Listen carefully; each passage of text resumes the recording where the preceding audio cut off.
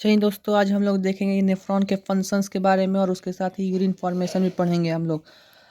उससे पहले हम लोग को नेफ्रॉन का स्ट्रक्चर जानना बहुत इंपॉर्टेंट है, क्योंकि हम लोग ये जानते हैं कि नेफ्रॉन जो होता है वो किडनी का मेन यूनिट है, जो कि मिलियंस में प्रेजेंट होता है। और इसका मेन इंपॉर्टेंट रोल है नेफ्रॉन का यूरिन फॉर्मेशन करवाने में। तो उससे पहले हम लोग नेफ्रॉन पढ़ लेते हैं और उसके स्ट्रक्चर और उसके बारे में स्टडी करते हैं। तो ये देखिए, यहाँ पे एफरेंट आर्टरियोल है, यहाँ पे इफरेंट आर्टरियोल है। मैं पहले बता देता हूँ एफरेंट आर्टरियोल क्या होता है और इफरेंट आर्टरियोल क्या होता है।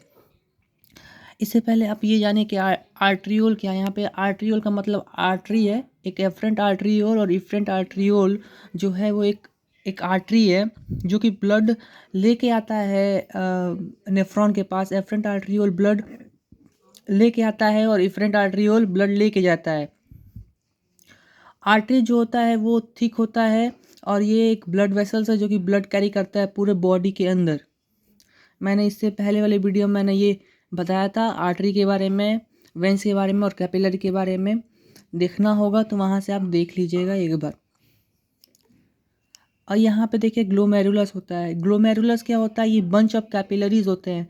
मतलब यहाँ जो ग्लोमेरुलस है वो कैपिलरी से मिल के बना हुआ होता है। बहुत सारे कैपिलरीज यहाँ पे होते हैं जो कि यहाँ से जो ब्लड आता है एफरेंट आर्टरियोल से वो यहाँ पर वो फिल्ट्रेट होता है और वो वुमेन्स कैप्सूल के अंदर जाता है। एक बार फिर से आप देख लीजिए, मैं बता रहा हूँ ग्लोमेरुलस जो होता है वो फिल्ट्रेट करता है ब्लड को, जो एफरेंट आर्टरियोल ब्लड लेके आता है। और ये एक बार फिल्ट्रेट होने के बाद फिर वुमेन्स कैप्सूल में जाता है। वुमेन्स कैप्सूल में भी ब्लड एक बार फिल्ट्रेट होता है। इसको अल्ट्रा फिल्ट्रेशन बोलते हैं। इसको हम लोग जो अल्ट्रा फिल्ट्रेशन ये टर्म है यूरिन फॉर्मेशन में हम लोग पढ़ेंगे, इसको याद रखिएगा। फिर उसके बाद पीसीटी। पीसीटी को बोलते हैं प्रॉक्सिमल कॉन्वोल्यूटेड ट्यूब्यूल्स। ये है डीसीटी, डिस्टल कॉन्वोल्यूटेड ट्यूब्यूल्स। और ये हम लोग का जो है ये कलेक्टिंग डक्ट है। और ये नीचे जो है ये लूप जैसा स्ट्रक्चर जो इसको बोलते हैं लूप ऑफ हेनले।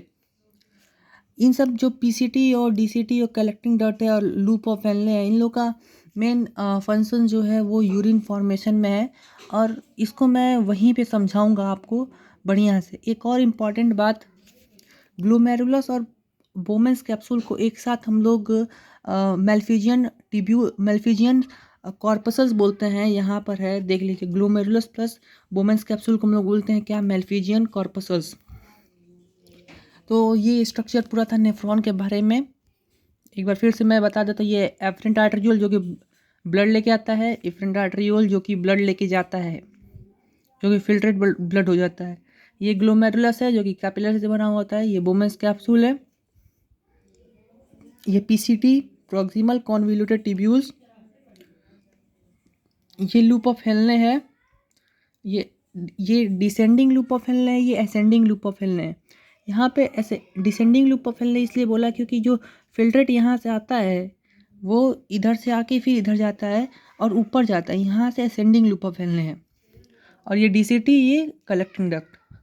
अब थोड़ा यूरिन फॉर्मेशन भी देख लेते हैं और उसके बाद आपको ये टॉपिक क्लियर हो जाएगा पूरा।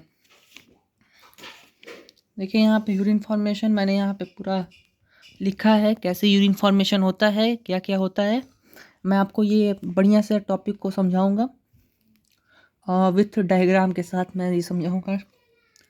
यूरिन फॉर्मेशन के अंदर मेनली 3 स्टेप होते हैं: ultra filtration, tubular reabsorption, tubular secretion. Ultra filtration में मैंने